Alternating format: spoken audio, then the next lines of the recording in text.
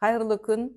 Ақиқ ақын Мұқағали Мақатаевтың 95 жылдығына арналған челленджді Медеубай Құрманов атындағы орта мектептің директордың тәрбие жөніндегі орынбасары Абдраманова Мадина Тұрғанбековнадан қабыл алып, Көксу ауданының директордың тәрбие жөніндегі орынбасарларына жолдаймын.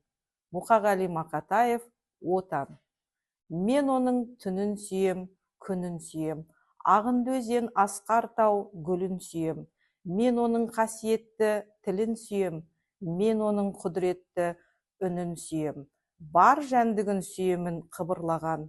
Бәрі маған отан деп сыбырлаған. Жаным менің кеудемді жарып шықта, боз торғайы бол оның шырылдаған.